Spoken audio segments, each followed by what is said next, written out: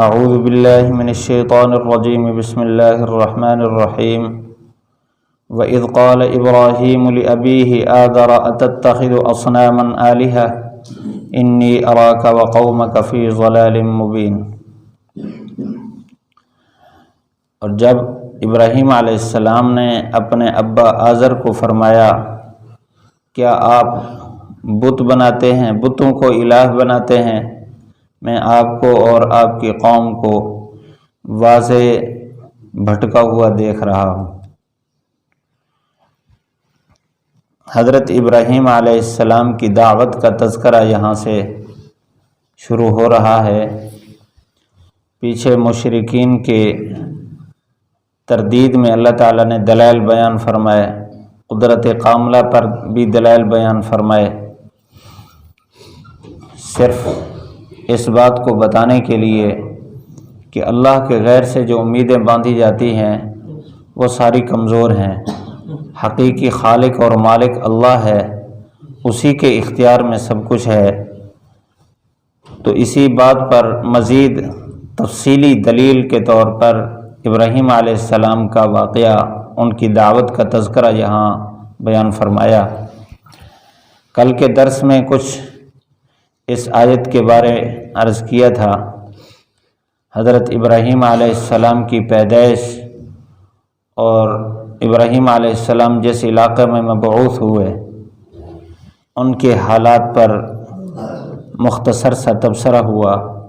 اللہ تعالیٰ نے یہاں یہ بات فرمائی وَإِذْ قَالَ إِبْرَاهِيمُ لِأَبِيهِ آذَرَ کہ ابراہیم علیہ السلام نے اپنے ابا آذر سے فرمایا۔ یہاں آذر کو ابراہیم علیہ السلام کا والد قرار دیا گیا ہے۔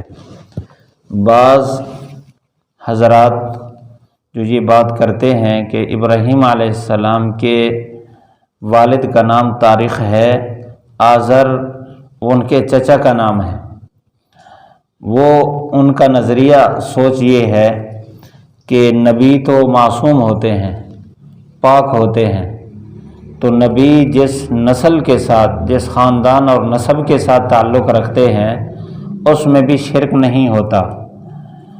لیکن قرآن مجید کی یہ صراحت اور اسی طرح صریح احادیث، صحیح احادیث سے یہ بات ثابت ہوتی ہے کہ کسی نبی کے والد کا موحد ہونا یا نسب کا موحد ہونا یہ ضروری نہیں ہے۔ شیخ سعدی رحمۃ اللہ علیہ نے ایک شعر لکھا جس کا ترجمہ یہ ہے کہ اگر تیرے خاندان میں کوئی خاص کمال نہیں ہے تو اپنی ذات میں کمال پیدا کر، تو تیری ذات میں کمال کی وجہ سے خاندان بھی کمال والا سمجھا جائے گا۔ اور ساتھ ہی یہ کہتے ہیں کہ ہمیشہ گلاب کے پھول کانٹوں کے درمیان سے اگتے ہیں۔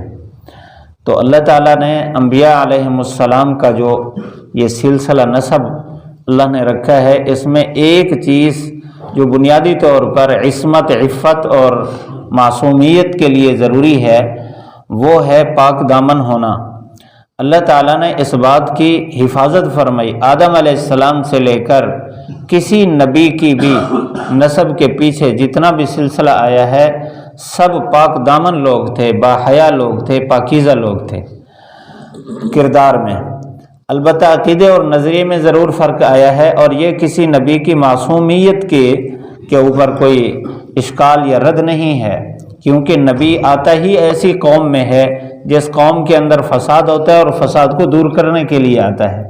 اس لیے ابراہیم علیہ السلام کے والد اگر آذر ہوں تو یہ ان کے اپنی ذات کی پاکیزگی کے خلاف نہیں ہے۔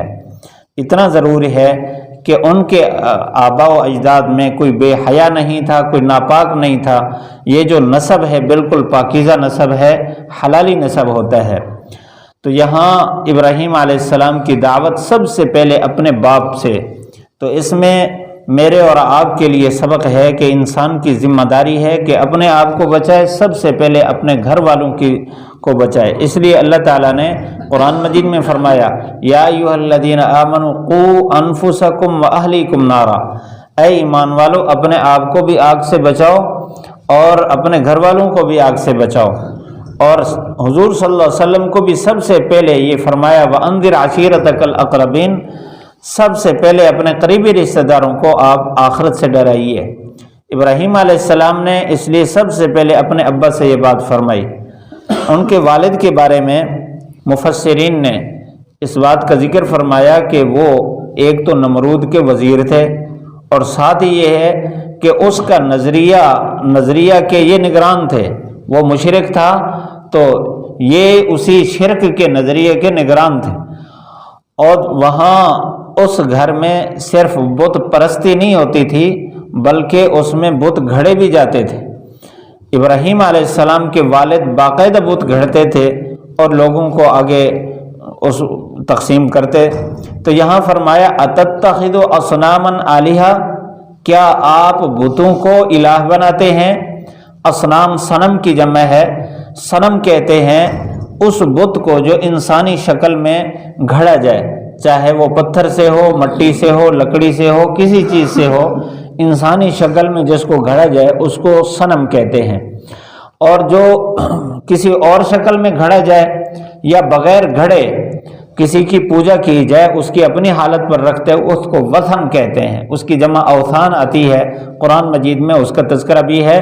جس طرح یہ ہندو ہیں، یہ ان کے لیے جس بت کی یہ پرستش کرتے ہیں اس بت کا کسی خاص شکل میں ہونا ضروری نہیں۔ بہت سارے ایسے بت ہیں جن کو یہ خاص کر لیتے ہیں اور اس کی پوجا شروع کر دیتے ہیں۔ تو ابراہیم علیہ السلام جس دور میں آنکھ کھول رہے تھے اس دور میں لوگ انسانی شکلوں کی پوجا کرتے تھے۔ یہ پوجا شروع ہوئی ہے حضرت نوح علیہ السلام کے قوم میں، کہ انہوں نے بڑے بڑے جو بزرگ تھے، ان کے خاندان کے نیک لوگ تھے، ان کے مرنے کے بعد ان کی شکلیں بنا لی۔ ابتداً یہ نظریہ تھا کہ ان کی نصائح ان کو دیکھ کر، ان کی شکلیں دیکھ کر نصیحت یاد آ گئی، صحیح راستے پر چلیں گے۔ بعد والی قوم آہستہ آہستہ ان کی تعظیم میں لگ گئی، پھر اس شرک میں لگ گئے، ان کو سجدہ کرنے لگ گئے۔ تو اگرچہ نوح علیہ السلام کے بعد وہ سلسلہ ختم ہو چکا تھا، مشرکین سب مر گئے تھے، لیکن بعد میں پھر وہی بو پھر اٹھ کھڑی ہوئی، شیطان نے ان کو اسی راستے پر لگا دیا۔ تو یہ وہ لوگ تھے جو اس بت کو انسانی شکل میں گھڑ کر اس کی عبادت کرتے تھے، صرف عقیدت میں، اور سجدے کرتے، ان سے نیاز مانگتے، اور اسی طرح مشکل کشا حاجت روا اس کو مانتے۔ تو فرمایا انی اراکا و قومکا فی ضلال مبین، میں آپ کو اور آپ کی قوم کو واضح گمراہی میں دیکھ رہا ہوں۔ یہ حضرت ابراہیم علیہ السلام نے بات فرمائی جب ابراہیم علیہ السلام نے آنکھ کھولی اور اپنے گھر کا یہ معاشرہ دیکھا، یہ کیفیت دیکھی، کیونکہ ابراہیم علیہ السلام کی خود ان کی اپنی تربیت اللہ تعالیٰ نے خود فرمائی۔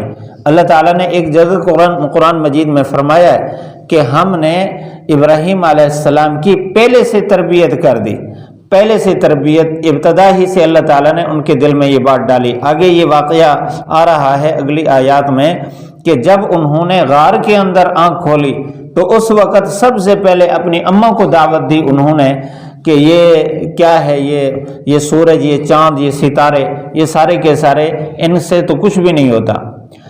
مفسرین فرماتے ہیں کیونکہ ابراہیم علیہ السلام کے دور میں ان بتوں کے ساتھ ساتھ ستاروں کی بھی پوجا ہوا کرتی تھی، مختلف ستاروں کے نام سے انہوں نے بت بنائے ہوئے تھے، یہ زہرہ اور مشتری اور اسی طرح مختلف جو سیارے ہیں، ان ناموں سے انہوں نے بت بنا رکھے تھے۔